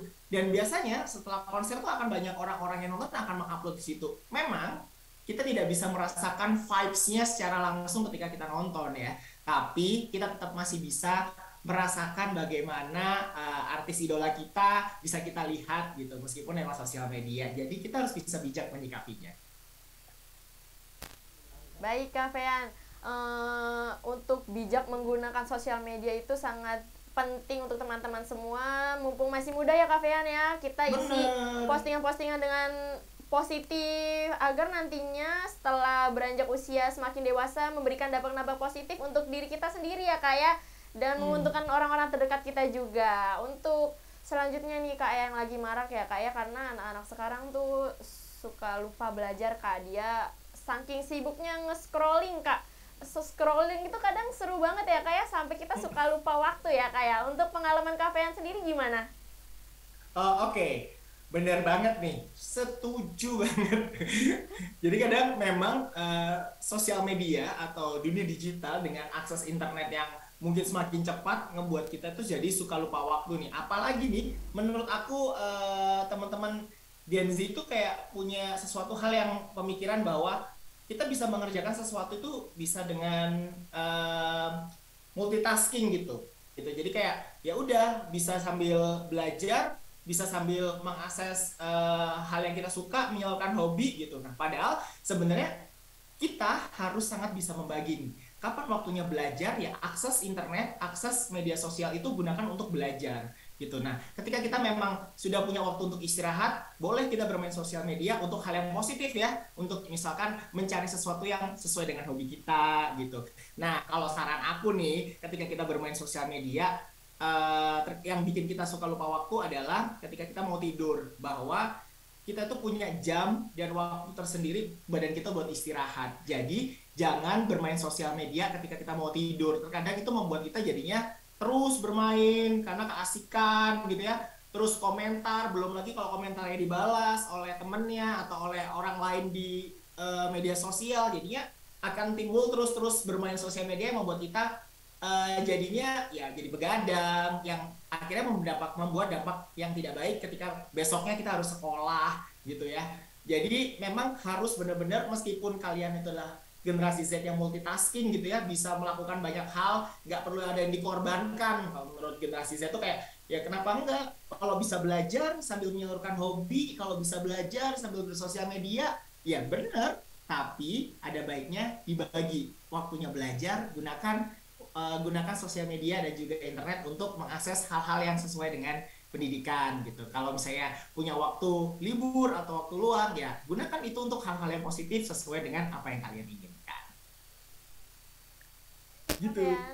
Baik Kafean, itu adalah tips and trick ya Kafean ya untuk teman-teman semua agar tidak kecanduan nih dalam menggunakan ruang digital ya Kafean ya. Teman-teman semua perlu diingat bahwa kita harus terus melakukan hal positif, dibatasi juga kegiatan-kegiatan di ruang digitalnya agar tidak membawa dampak buruk untuk diri kita ya dan diri teman-teman lainnya, karena mumpung masih muda kita harus berekspresi di ruang digital dengan hal-hal yang positif ya Kak ya, dengan menyalurkan seni-seni dan lain-lainnya. Baik, terima kasih Kafean, senang sekali bisa berbincang langsung dengan Kafean, ngobrol-ngobrol langsung. Nanti kita kembali berbincang ya Kafean ya, nanti untuk menyebutkan 6 pemenang nih yang terpilih yang akan mendapatkan hadiah e-wallet ya Kafean ya. Siap. Terima kasih Kafean. Baik. Untuk selanjutnya, sebelum masuk ke sesi pertanyaan, saya ingin mengingatkan kepada peserta webinar bahwa link sudah dikirimkan panitia di kolom chat untuk link absen ya teman-teman ya. Silahkan diisi dan nanti akan mendapatkan sertifikat tentunya. Dan sekarang kita masuk ke sesi tanya jawab. Tapi sebelumnya, sebelum saya menyapa semua teman-teman, sebelum saya memanggil nih pertanyaan yang beruntung, dimohon untuk menyalakan kameranya terlebih dahulu teman-teman. Jadi pas saya panggil nih teman-teman dapat langsung sapa menyapa bersama saya nih pada siang menjelang sore hari ini. Baik, kalau dilihat dari kolom chat nih, teman-teman sudah semangat sekali ya adik-adik semua. Nih ada adik Pedro nih. Halo. Baru pulang sekolah ya adik ya? Lucu banget. Baik, langsung aja ya kita masuk ke penanya ya. Saya cari dulu untuk penanya terpilih nih. Siapa yang beruntung? Berdoa ya teman-teman ya, semoga salah satu dari kalian mendapatkan penanya yang terpilih dan nantinya akan mendapatkan hadiah e-wallet.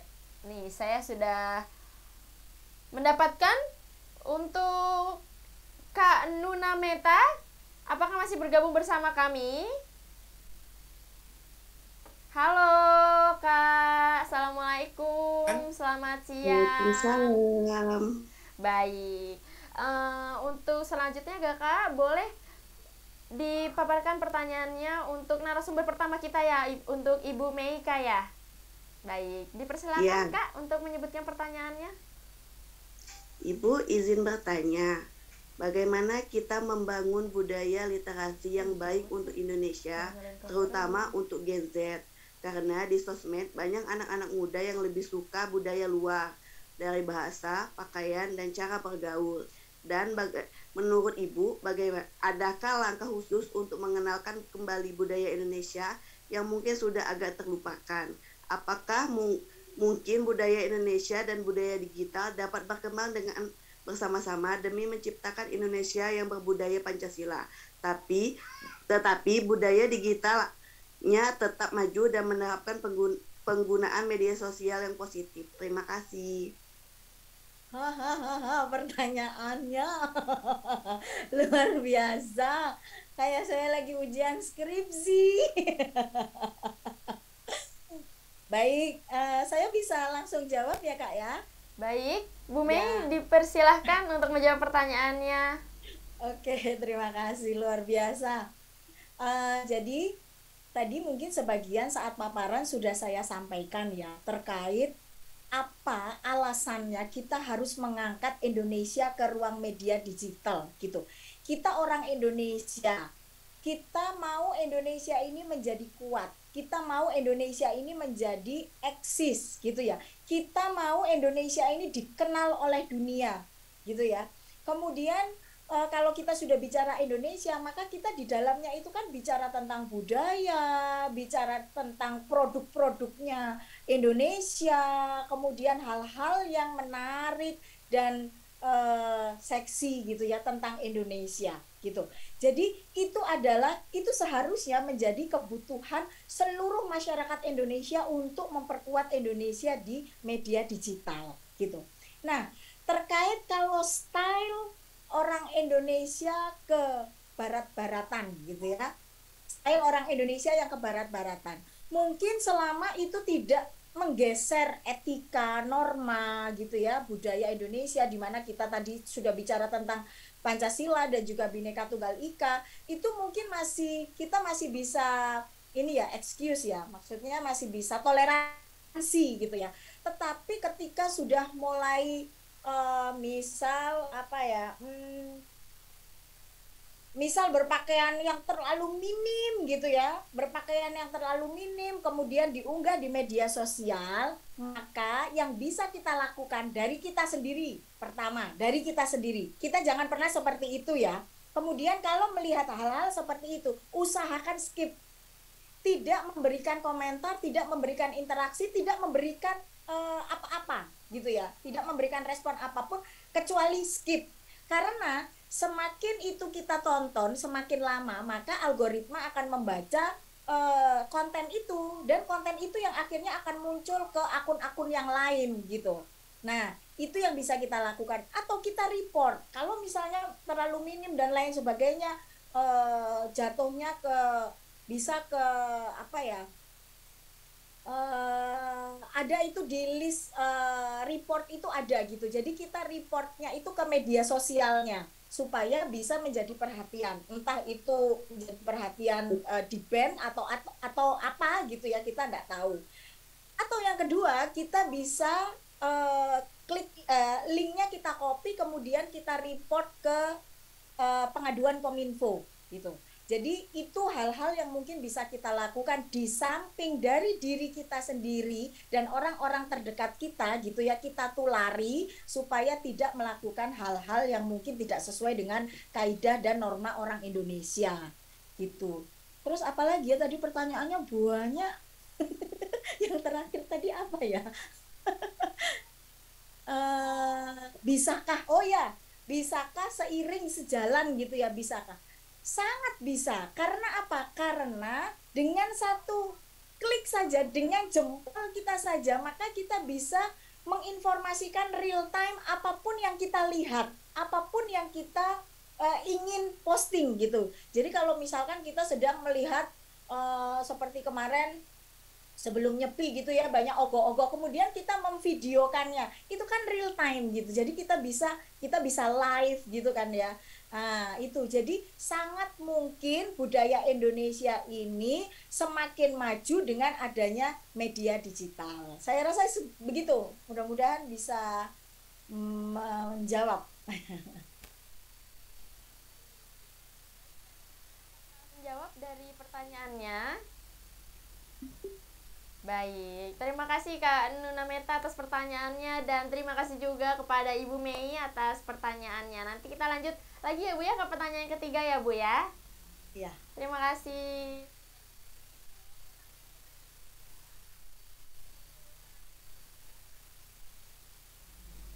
Untuk pertanyaan yang kedua, penanya selanjutnya yaitu ada Kak Arta Bogi. Halo Kak Arta, apakah masih bergabung bersama kami? Halo Kak. Halo, baik. Untuk Bapak Nopi, apakah masih bergabung bersama kami? Ya, masih. Masih, baik. Dipersilakan untuk Kak Arta untuk memaparkan pertanyaannya untuk Bapak Nopi. Iya Kak. Sebelumnya, Assalamualaikum warahmatullahi wabarakatuh. Waalaikumsalam warahmatullahi wabarakatuh. Selamat siang Pak. Maaf Pak, sebelumnya nggak bisa on kamera Pak. Karena di sini hujan sama sinyal juga Pak, agak lemot. Baik, nggak apa-apa. Iya Pak, mau tanya Pak. Ya, silakan. Sebenarnya apa sih Pak yang harus ditekankan dalam hal pendidikan karakter Pak, khususnya di era digital sekarang Pak. Lalu peran guru dan juga orang tua dalam mengambil peran untuk menanamkan karakter yang baik Pak kepada para pelajar nih Pak, bagaimana Pak? Mungkin itu aja Pak pertanyaannya, makasih. Baik, terima kasih kepada Bung Arta Bogi ya. Baik. Jadi pertanyaannya bagaimana peran guru serta orang tua dalam mengambil peran dalam penanaman karakter baik kepada anak-anak kita atau kita semua. Baik Bapak Ibu sekalian, Bung Arta, tadi sudah saya paparkan sedikit di awal materi tadi, bahwasanya peran terhadap anak-anak kita itu bukan hanya orang tua saja, tapi semua kita yang saudara yang ada di lingkungan sekitar kita, baik itu orang tua maupun dewan guru yang ada di sekolah. Nah, menyikapi masalah keadaan anak-anak kita di sekolah, Bapak Ibu sekalian, Bung Arta, ada beberapa hal yang harus kita cermati anak-anak saat ini. Saya katakan tadi dari awal anak-anak kita dan anak milenial atau generasi Z saat ini cenderung apa yang saya katakan tadi tidak terlepas dari teknologi yang ada saat ini. Apalagi yang pertama adalah masalah HP handphone yang selalu mereka mungkin nomor satukan daripada buku-buku materi pembelajaran yang ada saat ini. Oleh sebab itu, kalau memang HP dan semua alat-alat digitalisasi digunakan dengan secara baik untuk menunjang pendidikan, bagus. Tetapi terkadang yang kita lihat ini, alat-alat komunikasi, mau handphone ataupun laptop yang digunakan oleh anak-anak kita ini disalahgunakan dengan hal yang lain, main game, atau mungkin membuka situs-situs yang lain-lain. Oleh sebab itu, peran orang tua dan guru ini sangat dominan terhadap anak-anak kita.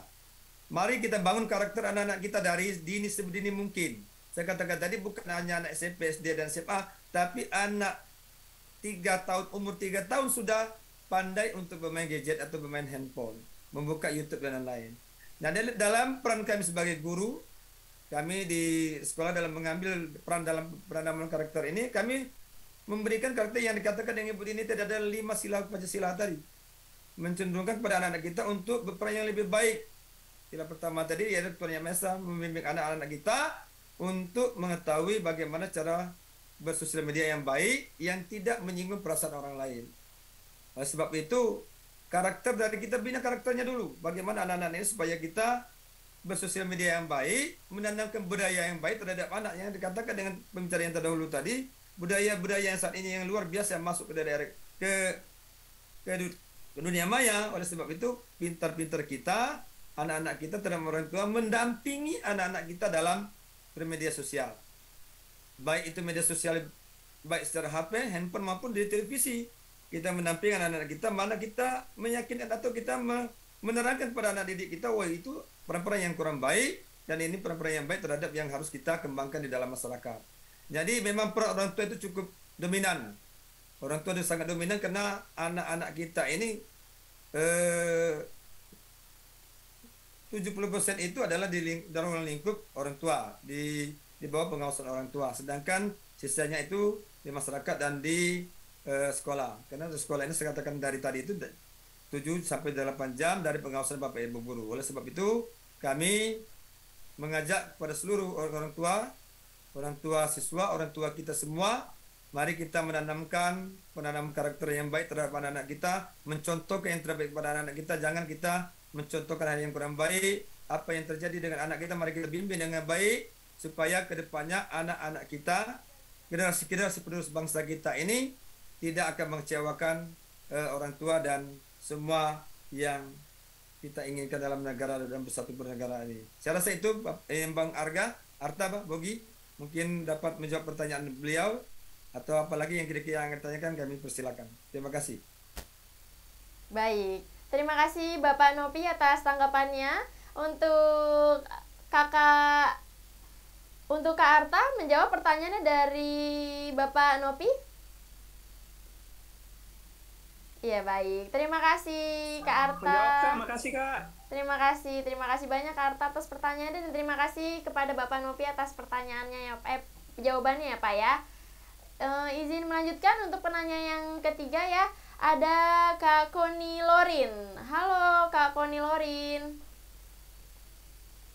Apakah masih bergabung bersama kami? Halo Kak Koni, apakah masih bergabung bersama kami? Bisa dinyalakan mikrofonnya terlebih dahulu.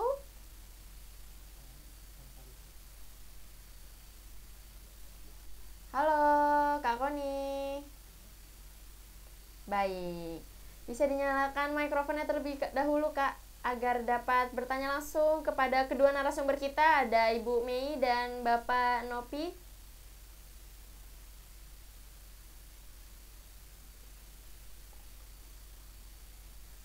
Baik. Oh, baik. Terkendala ini Kak Koni tidak bisa menyalakan mikrofonnya.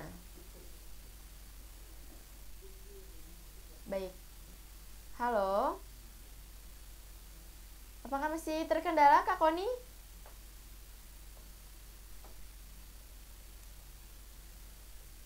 Baik, mohon izin Kak Koni untuk saya membacakan pertanyaannya Kak Koni ya, karena Kak Koni terkendala untuk menyalakan mikrofonnya. Untuk Ibu Mei dan Bapak Nopi, mohon izin ya, saya akan membacakan pertanyaannya ya Pak Bu. Pada era digital saat ini, anak-anak muda sangat cakap dalam penggunaan digital. Mereka bisa mengakses segala hal dari segala penjuru dunia. Mirisnya, milenial lebih bangga jika terlihat bergaya kebarat-baratan. Bagaimana cara mengedukasi milenial agar melek dan cakap teknologi, tetapi tetap berbudaya Pancasila yang luhur dan tetap mencintai kebudayaan Nusantara, dan bagaimana cara membawa kebudayaan Indonesia dalam digitalisasi, serta bagaimana cara kita memproteksi diri dari media sosial yang banyak sekali palsunya dalam memberikan informasi, apa itu informasi pendidikan, hiburan, dan sebagaimana kita tahu semua informasi yang tersebar di sosial media sangat mudah kita manipulasi.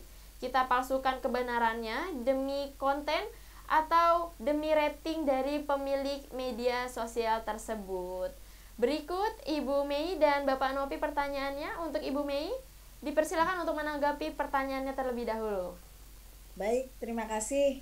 Sekali lagi, kalau kita ingin memperbaiki segala hal yang mungkin kurang pas gitu ya, kurang pas terhadap apa yang di sekitar kita, itu kita mulai dari diri kita sendiri gitu. Kita mulai dari diri kita sendiri yang selalu membawa budaya Indonesia gitu, adik-adik generasi Z kita mulai seperti itu. Tapi kalau orang tua gitu ya, seperti saya gitu misalnya, saya bisa memberikan pemahaman kepada putra-putri saya. Jadi dimulai dari lingkungan terdekat dulu gitu. Nah, setelah putra-putri kita baru bisa keluar. Apa mungkin yang paling dekat dengan saya, misalnya mahasiswa-mahasiswa saya, karena saya juga sebagai dosen gitu ya. mahasiswa-mahasiswa saya, maka saya juga bisa memberikan pemahaman-pemahaman bagaimana seharusnya kita bermedia sosial, bagaimana seharusnya kita membawa budaya Indonesia, untuk apa gitu ya, untuk apa, urgensinya apa gitu, seperti tadi yang di pertanyaan pertama yang sudah saya jelaskan gitu ya. Kemudian terkait style dan lain sebagainya, ini juga merupakan sebuah contoh gitu ya. Jadi generasi-generasi yang strawberry atau generasi Z itu paling tidak dari yang dilihat dulu gitu, dari orang tuanya dulu. Tentu orang tua menjadi sebuah role model gitu, banyak role model untuk anak-anaknya gitu ya. Kemudian bisa pada saat kita mengabdi kepada masyarakat, misalkan sebagai dosen atau sebagai apa, fasilitator atau apa gitu yang berhubungan dengan masyarakat banyak, atau konsultan gitu, kita tunjukkan gitu bahwa kita orang yang cinta budaya Indonesia gitu ya. Terus kemudian terkait dengan informasi palsu dan lain sebagainya, hati-hati ya, memang kita harus berhati-hati. Satu, ini melanggar hukum gitu ya, melanggar UU ITE yang ancaman penjara dan juga ancaman dendanya itu adalah sudah jelas gitu, maksud saya sudah jelas. Dan saya pernah mengalami gitu ya, saya pernah mengalami hingga saya mendapatkan cyberbullying atas hal-hal yang diambil itu, hal-hal yang dipelintir kemudian itu terus yang dimasukkan gitu, tanpa saya melakukan, entah itu saya juga tidak melakukan klarifikasi dan lain sebagainya, karena saya anggap ini adalah media sosial yang semua orang tanpa batas ruang dan waktu bisa bicara gitu ya. Tetapi ketika misalnya ini ya, misalnya sudah banyak kan kejadian, kita laporkan karena ini sifatnya adalah delik aduan, itu sangat bisa gitu. Hanya saya bukan tipe orang mungkin yang suka dengan bermasalah gitu ya, sehingga ya sudahlah, saya maafkan sajalah gitu. Toh kejadiannya juga tidak seperti apa yang diframingkan oleh orang-orang yang memiliki kepentingan-kepentingan khusus gitu ya. Kemudian kita manipulasi, mempalsukan kebenaran, itu semuanya adalah pelanggaran hukum. Sekali lagi hati-hati, karena ini menjadi jejak digital. Tidak dilaporkan tahun ini, bisa 2 tahun lagi, bisa 3 tahun lagi, dan bisa 5 tahun lagi. Sekali lagi hati-hati dengan jejak digitalmu. Terima kasih. Baik, terima kasih Ibu Mei atas tanggapannya. Kita lanjut ke Bapak Nopi. Masih bergabung, Pak? Ya, masih siap. Baik. Masih bergabung. Dipersilakan Pak untuk menambahkan tanggapannya dari pertanyaan Kak Koni, Pak. Ya, baik, terima kasih. Ini cukup menarik pertanyaan dari Mbak ini. Ini masalah budaya yang sering dilakukan oleh anak-anak kita, mengambil budaya asing pada daerah setempat. Ini kami sebagai guru, Bapak Ibu sekalian, ini kebetulan dalam periode ini tadi atau semester ini tadi, ini adalah masalah budaya dan kebinekaan tunggal ikaan terhadap materi yang saya ajarkan kepada anak didik kami. Nah, inilah yang saya sebutkan, yang saya katakan tadi, Bapak Ibu sekalian, anak-anak kita memang cenderung melihat budaya luar itu lebih baik pada dirinya sendiri, tetapi dia lupa siapa dirinya dan di mana dia bertempat tinggal. Oleh sebab itu saya katakan kepada anak sekalian, kita ini adalah Indonesia, budaya kita adalah budaya timur. Coba lihat budaya-budaya barat, okelah kita, boleh Anda melihat, boleh Anda mendengar atau mengetahui budaya-budaya tersebut, tetapi tidak bisa untuk mengimplementasikannya kepada di daerah kita masing-masing. Oleh sebab itu saya meminta kepada anak-anak sekalian waktu itu, meminta kepada mereka-mereka itu untuk menggali potensi budaya yang ada di sekitar mereka. Apa budaya yang mereka ketahui yang semakin hari semakin punah dengan tertindasnya dari budaya-budaya asing. Oleh sebab itu kemarin itu banyak anak-anak kita yang kurang paham dengan budaya dia sendiri. Kebanyakan mereka mempercayai atau mengetahui budaya asing. Inilah yang kita tekan. Maka saat ini kami Dewan Guru dan pihak sekolah meminta kepada kita semua untuk selalu mengedepankan budaya-budaya kita sosialisasikan kepada anak-anak didik kita. Mulai dari bahasa daerah, mulai dari budaya, adat istiadat dan lain-lain. Oleh sebab itu, dalam kesempatan apapun itu yang terjadi di sekolah, kalau ada lomba-lomba, maka kita memasukkan lomba-lomba dari budaya-budaya daerah. Ada yaitu lagu daerah, tari-tari daerah, cara busana-busana daerah kita, supaya mereka tahu inilah potensi yang ada di daerah kita masing-masing. cintai budaya kita, ya. Cintai bahasa kita, daerah kita, cintai negara kita adalah negara Indonesia yang berdaulat. Oleh sebab itu, kami menghimbau kepada Bapak dan Ibu, termasuk wali murid juga, mari kita mensosialisasikan ini semua. Boleh anak-anak didik kita dengan digitalisasi yang begitu maju mengetahui dunia luar, silakan. Tetapi mengimplementasikannya kepada dirinya sendiri, terbaik masyarakat, hati-hati. Ya, kalau memang itu sangat berbahaya, bukan budaya kita, kenapa yang harus kita ambil? Udah tuh ya, dikatakan sini nih, media sosial yang banyak sekali palsunya dalam memberikan informasi. Ya, hati-hati harus sekali, Bapak adik, saudara-saudara sekalian, termasuk adik-adik sekalian, hati-hati dengan bermedia sosial. Saya katakan hati-hati bermainkan game, hati-hati bermainkan handphone dan lain-lain. Betul kata Ibu media tadi, hanya jempol saja, apa yang kita ketik, apa yang kita kirim, itu akan berdampak jejak digital kita yang akan datang. Oleh sebab itu hati-hati. Banyak sekali kasus yang menjerumuskan kita bermasalah-masalah hukum. Gali dulu informasinya, kepastian infonya, apakah itu benar atau tidak.